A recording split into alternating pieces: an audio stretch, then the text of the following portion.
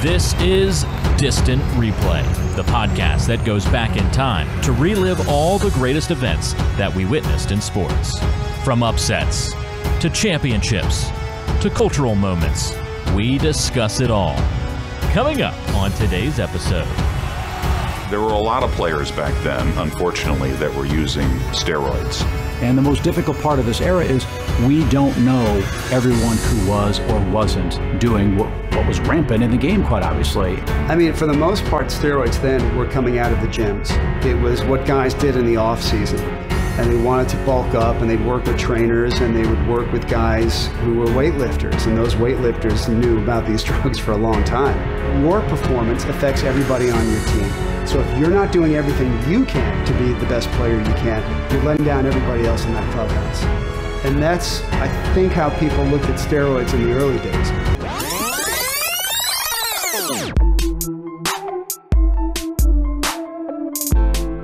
Welcome into Distant Replay Podcast. We're talking about Long Gone Summer, the 30 for 30 documentary on Mark McGwire and Sammy Sosa's race for the home run title. We're doing that tonight. I'm Ben George, Mike Noto. Mike, welcome back in. Glad to talk to you again. We did documentaries. Really, since sports kind of ended, we've shifted a little bit towards documentaries. It's weird because we don't pay attention to current sports anyway, but here we are, documentary-wise. So this is the latest one. I know you were excited about it. I was, overall, just kind of initial reaction to what you saw.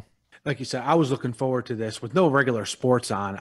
We're looking forward to documentaries, like you said. And I was looking forward to this all day on Sunday. Hey, go back, relive a little bit of my teenage years with the home run chase.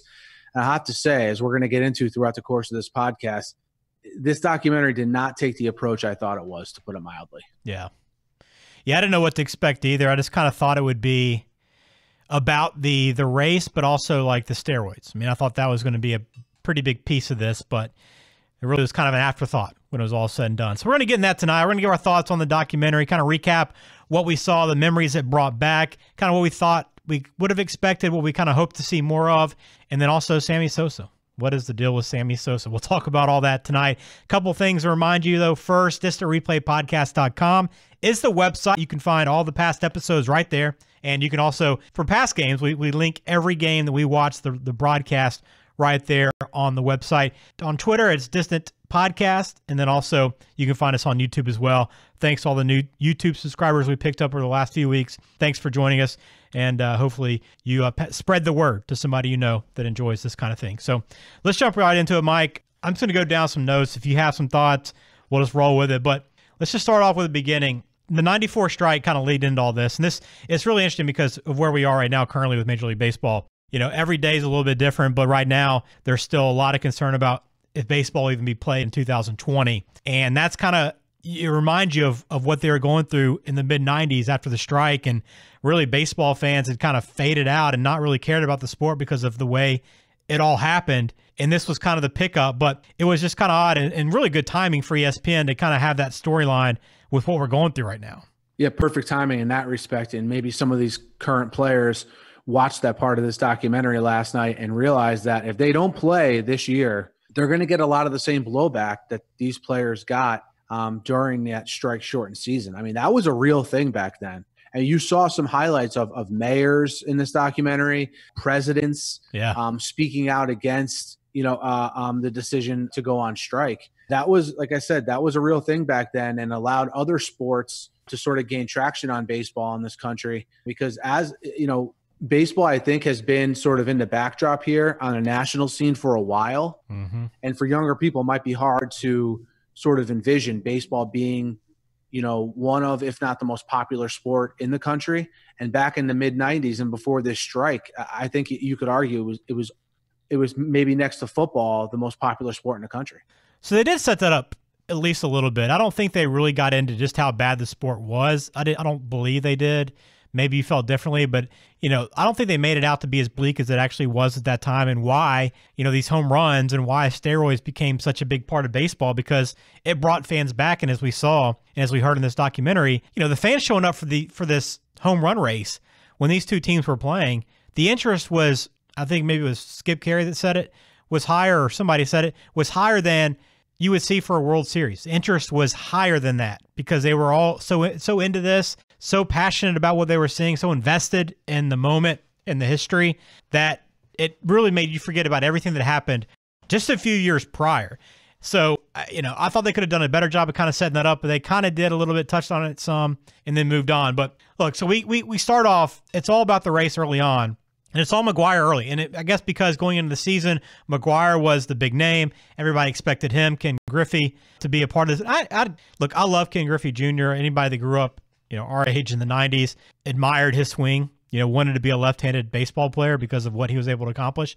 But I'd kind of forgotten that he was a part of this race. I don't know where I kind of placed him in my memory in terms of the timeline, but I just don't remember him part of this race until this kind of sparked everything again. I didn't either, but when they started replaying, the scenes from May and June, it started to come back to me a little bit. I always looked at Ken Griffey Jr. as, the best all-around player in baseball. They use the term five tool now to describe guys who are great all-around players.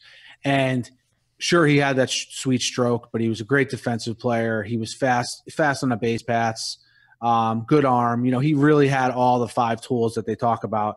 And I think all the focus, once July came around, June with Sammy Sosa's big June, and then July and August, that's when Griffey sort of took a step back. You know what I mean? Yeah. And that's probably why I had forgotten too, but it came back to me as they went on. Yeah, and I went back and looked at his numbers because I was into it. I was, it was high school for us, so I wasn't always worried about baseball. You know what I mean? So I was gearing up for college, and I didn't even think I was even visiting. I think even down in Tuscaloosa for the opening game of the football season in '98 when the 60, right around 60, 61 was happening. So I wasn't like totally, invested in baseball at this point. But I would go back and look at it. I mean, he had a pretty good run before this. He'd gone 36 homers, 40 homers, and 36 homers before this. But I guess that was a far cry from the 55 to 60 that would have kind of put him in that conversation with these guys. So I guess I kind of get it, but I'd totally forgotten that he wasn't even on the radar at this point. And then even more remarkably is how he started the season.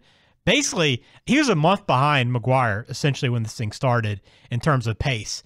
He was hitting in May in June what McGwire had done in April and May. So did you find it weird in general though that they included Griffey so much in the early part of this documentary before they even got to Sosa?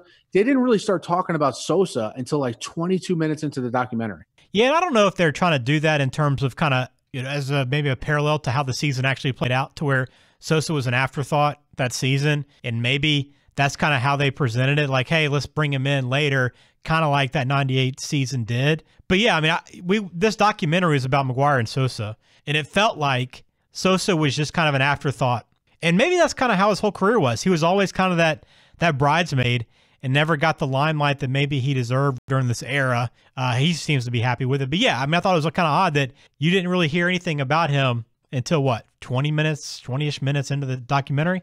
Yeah, and this documentary had a very, very strong St. Louis slant to it. Even though when we were going through it back then in 1998, to me, it was as big a Sammy Sosa and Chicago Cubs story as it was a Mark McGwire and St. Louis Cardinals story. Mm-hmm. But if you watch this documentary, you probably come away thinking Sammy Sosa was a distant second fiddle. What I remember is sort of what I took from this documentary also is that McGwire is not really the most exciting guy in the world. No. Sammy Sosa brought a little bit of flair to this, a little bit of drama in a fun way. And I remember that just as much as McGwire. Yeah, I'm glad you said that because I left this documentary going, McGwire's a pretty boring dude. Like, doesn't have a ton of personality. And I didn't really think that going into it because of the Bash Brothers and, this whole thing. He was always front and center, hugging his son. He was, doing the Sammy Sosa kiss to the camera. He seemed like he had a big personality. But you go back and look at this and watch this, and it just seems like he was very uncomfortable during this entire kind of the attention that he got in this entire run outside of the actual baseball portion of this. Didn't seem very natural. And Sosa was huge in this. I mean, Sosa was the reason why I think this was such a big story. Look, I know that the home run race is always going to be, the history of that's going to be a big deal no matter what. But I think Sosa made it so compelling for everybody to get invested. And he made it fun, a lot more fun than McGwire and the Cardinals fans. So yeah, I definitely agree with that completely. And I don't think Sosa maybe gets as much credit for that. Like you said, the way that they kind of, the perception of this now looks like, Sosa was just kind of chasing and, all the attention was on McGwire. But no, when it was happening, I mean, Sosa's 20 home run month in June is absurd. But when that happened, he was right there toe in toe with McGwire in the news, on ESPN, whatever, anybody's talking about something, he was right there. Yeah, Sosa was an established player at that point. If you followed baseball, you knew who he was. He just wasn't a, hey, household name. You're walking down the street, everyone knows Sammy Sosa. But if you followed baseball, and he was a 30-30 guy. Yeah, by the way, earlier in the decade. I had no idea about that, by the way. He did it twice. He did it in 93 and 95. No idea, but yeah. Yeah, and Sammy, like I said, he burst onto the scene in that respect. And this is 1998. This is when, in that month of June, going for the rest of the season, baseball is the biggest story in not only in sports, but maybe in the country. And I was thinking about this. Has baseball ever been the focus of, let's just say, the sporting world like it was back then for those 3 months? I can't remember a time it has been since. I think Bonds to a degree. I don't think it was quite as big, but because I think everybody just assumed that Bonds was on PEDs or steroids or whatever he was taking, I just think everybody kind of wrote him off a little bit in that regard. But it was still a big deal when he was going for the home run record outright in all of baseball, career record. I think that was a very big deal. But I don't think you've had it steal the headlines in September as much maybe as this did in August and September, because everybody turns their attention to football now much more. I mean, baseball is still important and big, but it's more of a, okay, football's back. You guys finish up your season. I'll catch you again, in April. Yeah, and some quick things regarding these guys and their home run prowess. You mentioned McGwire, who had 58 home runs the year before, so big expectations. He had 49 home runs his rookie year. Do you know how I always remember that? How? Did you play RBI baseball when you were a kid? Yeah. He was on the American League All-Stars, and he had 49 home runs. Yeah, that's funny. I'll never forget it. Great game. I always remember Mark from his USA Baseball card. If you were into card collecting, that was that one and the Canseco, Donruss rookie card were two of like the most cherished cards in the 80s for sure. But yeah, RBI baseball, that's a good point. A couple other thoughts early on. Kerry Wood looked like a completely different guy. Oh yeah, and Kerry Wood. I was reading something and listening. I listened to the Barstool Chicago guys who were all over this documentary, and I think they were let down from what I listened to a little bit of them today. But they brought up a good point. I guess it's kind of known in Chicago circles that the Kerry Wood 20 strikeout game, which happened in May of the season, was like a big motivating factor to Sosa. Like, this is my team. You know what I mean? Now it's time for me to sort of go out there and show that, from an offensive perspective, I can do the same thing Kerry just did. You know what I mean? As like a motivating factor, not in a jerky kind of way. You know what I mean? But just motivated him to even more. Inspired him, exactly. Yeah, I thought that was pretty interesting. Yeah, and it was kind of cool, the timeline of this. I'm glad this documentary played when it did. First off, I'd kind of forgotten that Kerry Wood was the same season. It seems like two completely different eras. Not eras, but it seems like two time periods. But that, and then also having this doc coming on the heels of the Jordan Last Dance, and having that kind of knowing that ended as this was starting, was pretty wild. And I was praying and hoping for a cameo from the Waz. Like, as security for Sammy Sosa somewhere. I wanted it to happen so bad. You didn't see him? In this documentary? He was in it. Did you see the part where they showed Jordan? Oh, you're going to flip when you go back and watch it now. When they showed Jordan in the skybox up there, did you see that? I saw that. I didn't see him. Waz is right behind him, dude. Oh, man. You have to go back and watch. I can't believe you missed good. My man made it on then. Good. I'm happy to hear that. I was hoping I'd see him part of the entourage for Sammy Sosa, but I guess we didn't really see a lot of Sammy Sosa behind the scenes. It was mainly McGwire. Oh, you thought Waz just floated around? Yeah, I thought he was just, he repped all the Chicago celebrities. Yeah, he went from Chris Chelios to Jordan, exactly. Frank Thomas. Yeah, why not, right? So I'm glad he did make it in. What else we have on here? So moving into this, you move into the summer, okay? We kind of have everything picking up. Then you have the Andros scandal hit. And this brought back a lot of great memories because we don't talk about Andrew as much. I mean, that was kind of what started the whole thing. It's not as talked about as much, but I love the visit down memory lane to creatine. If you grew up at all during that time period and you wanted to play sports, you had to take creatine. Like every coach was like, dude, you got to take creatine, get your workouts, make sure you're taking creatine X amount of times a day and you're going to be in great shape. Yeah, McGwire mentioned it, how it wasn't really sold back in the day as a, hey, it'll make you stronger. It was a, hey, it'll make you bounce back quicker. Right. For people who don't remember back then, or for people who are too young, look, high school and college kids took andro and creatine. Like this stuff was sold over the counter. Yeah, and he made that point on the documentary. Yeah, and at the time, no one gave it a second thought. McGwire had this stuff, as they showed in the documentary. He had it behind him on the shelf of his locker. Right, he wasn't trying to hide it. Yeah, and hey, you mentioned Kerry Wood before. I have this in my notes. I don't want to forget it. Was he the only teammate of Sosa's that was in the documentary? Riggleman was in it. Yeah, I think so. But there weren't a lot of teammates, period, in this documentary, right? There wasn't. There was like an Langford was in there. There was an oversaturation of St. Louis media people. Oh, yeah.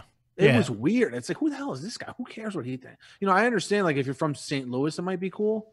And I guess, look, I think our expectations were different. Like, yeah, I think the documentary approached it as, let's tell the story of how everyone came together one summer to pull for these two baseball players to break a record. When I think everybody that's a sports fan that lived it was like, hey, I want to know what was going on behind the scenes during this whole thing. I want to know about the juicing. I want to know about what the teammates knew, how that all was working behind the scenes. We didn't get that really at all. So I think we kind of approached it, and maybe because they didn't really, I don't know how they promoted it. It felt like this might have been kind of thrown together a little bit quicker. Like when they talked about, hey, we're moving the Jordan documentary up, we're editing it quickly. That's what I kind of felt like this was. It was kind of like, hey, let's throw it together, get it out, not put a lot of time into it. Let's just get everything done. It wasn't a bad documentary. I don't want to make it sound like that. I just didn't learn very much from this documentary. Yeah, maybe you bring up a good point about this documentary getting bumped up because the Jordan one originally was supposed to air in June. So maybe that did have some kind of effect. Again, it was cool to go back and, like you put it perfectly. I couldn't put it better. That we didn't really learn much more when you went back and watched this, but it's St. Louis slanted when they go through the whole thing about how great the St. Louis fans are. I mean, how sick. I'm a Mets fan. I can't imagine being a Cubs fan and hearing that all the time.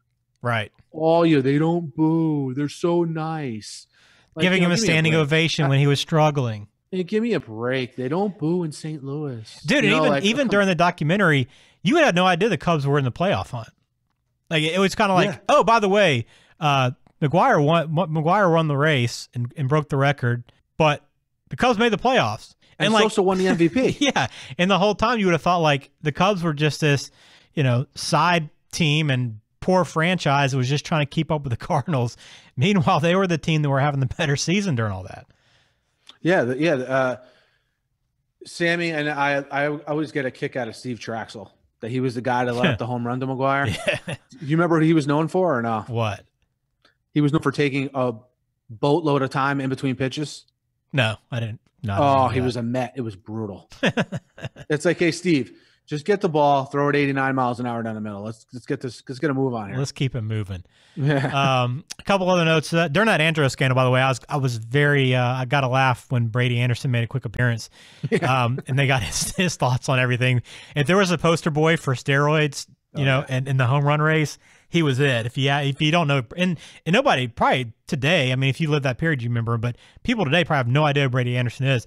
Just go look up his numbers for that period and see the one season he had where he hit 50 home runs compared to the rest of his career. So we get into like August. Griffey starts to fade. He kind of deals with the injuries. What do we make of Griffey right now? I mean, what's his legacy?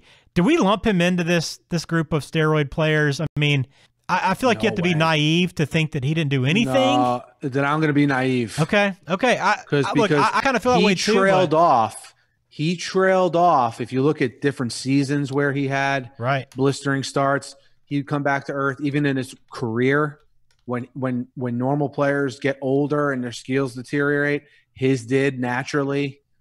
I do not lump him in with these steroid guys at all. And look, I could be wrong, could be naive, but well, he did have that stretch in this season where he went like 2 for 80 or something, which is incredible that he ever even had that stretch to begin with. But you look at his numbers, okay? He had 45 homers in 93, 40 in 94. He dealt with some injuries. Then went 49, 56, 56, 48, 40. I mean, look, I look at the numbers now and just kind of compare it over time. I mean, he was a great hitter. He's on the fence to me. Like, I don't feel like his body never changed when you compare him to these guys. I mean, McGwire and even Sosa. Sosa didn't get huge, but you look at him in the Rangers uniform in this documentary compared to where he was in 98, 99, different player. I don't think Griffey ever kind of had that kind of metamorphosis as a baseball player in the body. So, but still, I think that question's got to be out there for people. Yeah, it's everyone from this era has a cloud of suspicion over them. I am not one of these moral police steroid, hey, let's persecute all the steroid people. I'm not. I think I don't care who you are, if you ever hit a baseball, you realize how hard it is. Yeah. I think it helped them bounce back day to day, like McGwire said. I think that's really where the advantage was. But I'm not a big, my thing is, 100 names were named in that New York Times report, and it seems like only a handful of the guys are the ones we ever talk about. Right. And it was a voluntary drug test as well, which not many people ever talk about. That's true. Yeah. Yeah. You don't remember that at all. So the record gets broken. Let's get towards the end of the season. A couple things that I thought the groundskeeper, I was wondering why he was in the story to begin with. I'd have forgotten about him catching the ball. Who cares? That was such a worthless segment. Go ahead.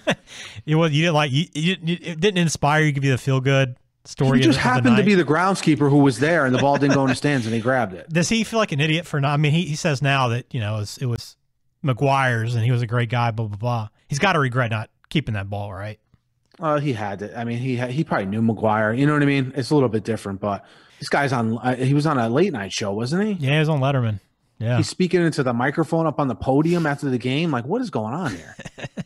I don't know. He seems like a nice enough guy, but I don't know. Yeah, speaking of balls, too, by the way, the 70th home run ball was caught and sold to Todd McFarlane, who this guy spent a ton of money on memorabilia those years, which I remembered him. I don't know if you've collected any kind of like toys and stuff like in terms of for resale and whatnot, but his Spawn toys that he created were like the hottest thing in the 90s too for collectors. So that's why he got all that money. In the first scene. He was the guy in the first scene? He's the guy that spent $3 million on that baseball. Yeah, it's like, congratulations, buddy. Yeah. Those memorabilia guys kind of weird me out too. But imagine what he felt like too. I know he said, I think after the fact it was a conversation starter later in life, like he was able to get meetings and stuff because he had the baseball and bought the baseball. Can you imagine what he thought when 4 years later or 3 years later when the record was broken and that baseball was second place overall after spending $3 million?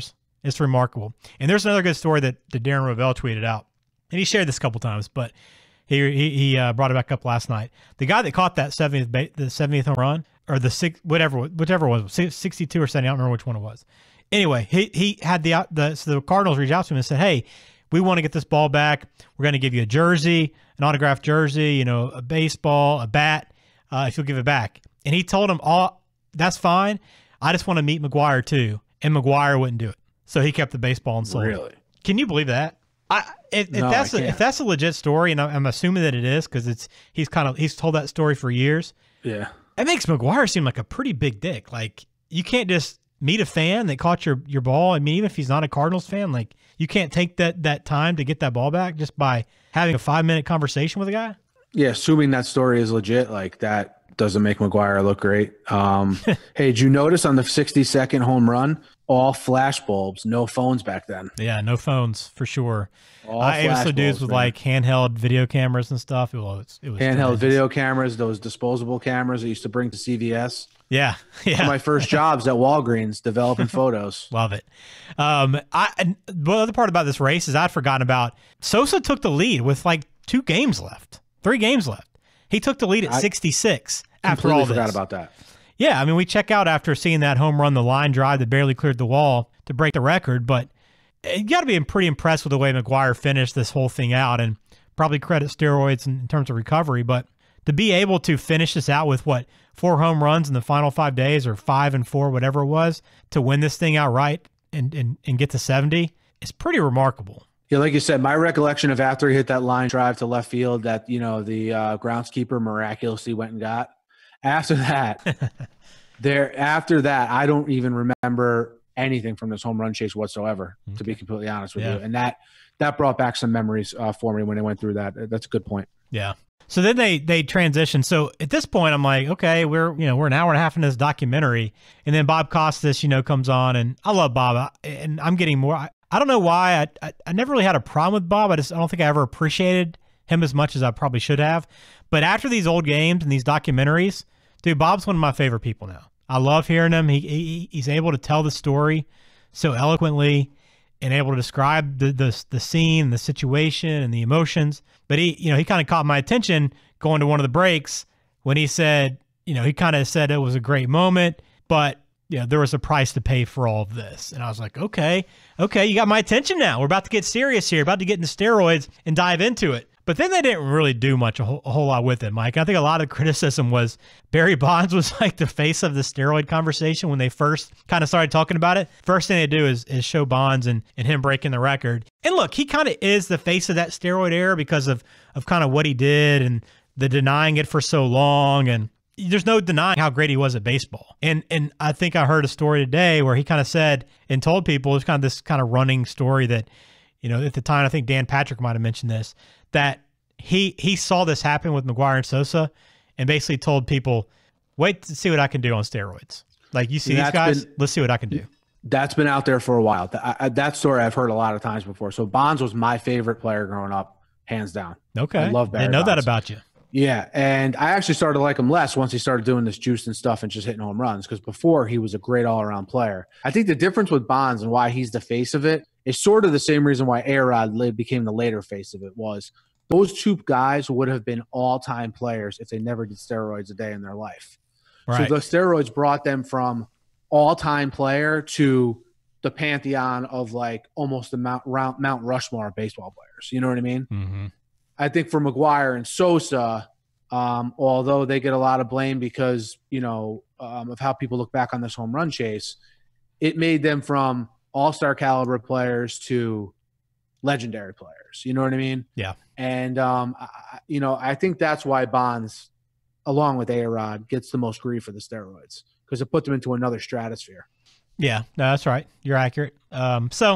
The steroids, they kind of touched on it, and McGwire, he's already admitted to it before, and he talked about it a little bit in this documentary. Sosa still doesn't admit to anything, but look, Sosa, I think Sosa's attitude is perfect in this because he came from nothing, right? He did what he had to do, and I think anybody in his shoes, especially in this time period, and everybody tried to do it, use steroids to try to keep up, number one. But hey, man, if it's going to make you a lot of money over 5-10 years and you're set for the rest of your life, you got to deal with some health issues, sure. That's something you have to face on your own and deal with on your own.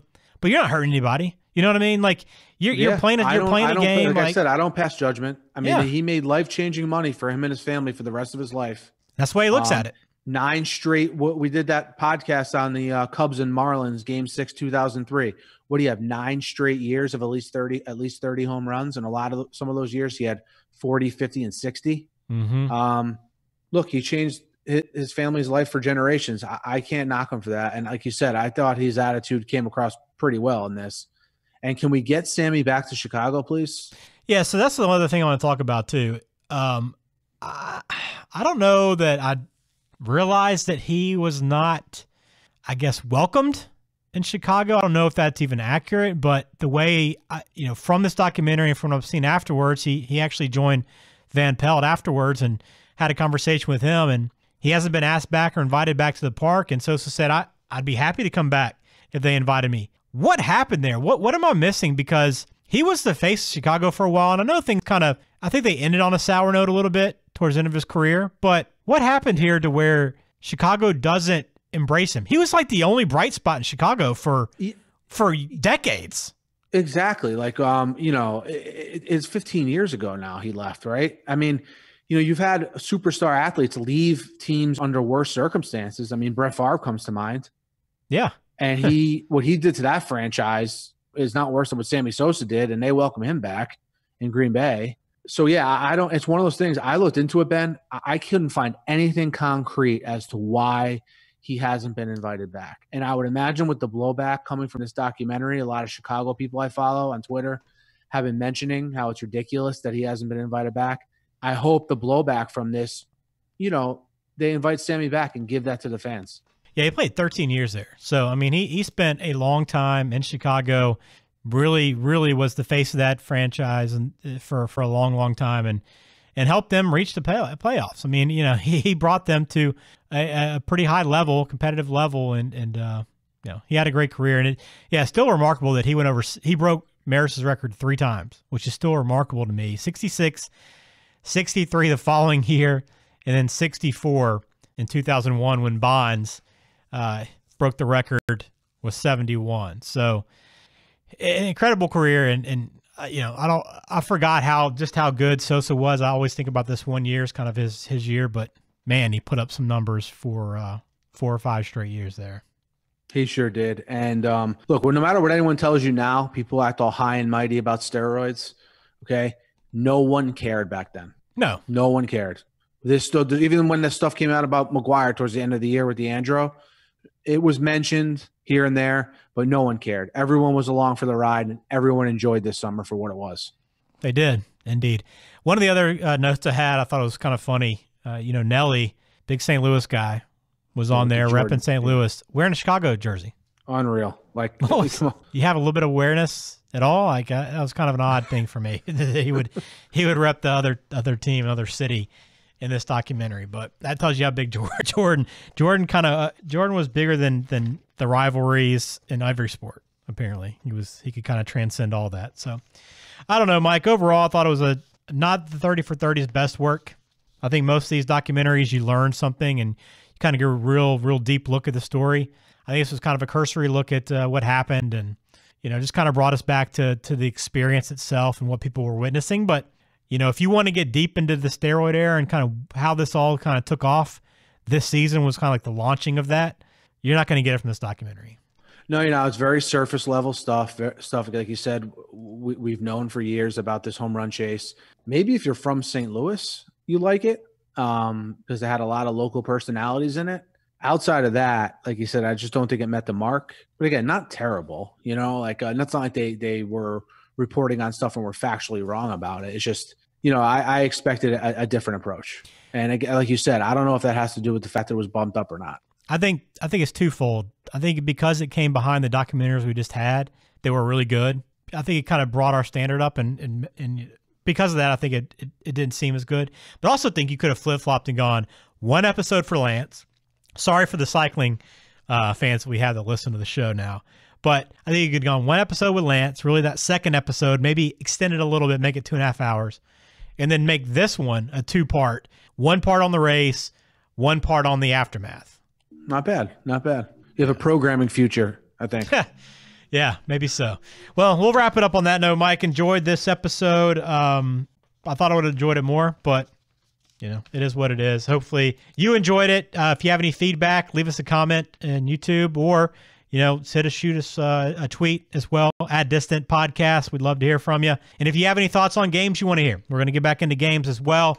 We had the Flutie game, which was awesome, the Hell Flutie. We got some more games coming up, so stay tuned for those. Hit subscribe if you would, either on YouTube or whatever podcasting app you use, Apple Podcasts, Spotify, Google Podcasts, whatever it is you use, and you'll have that next one delivered to you. Doing a show every week, and a lot more still to come, Mike. So enjoyed it, pal. Was hoping for more, but still good catching up and reliving this even briefly. Absolutely, man. We'll get them next time. And as always, thanks for listening and have a good one.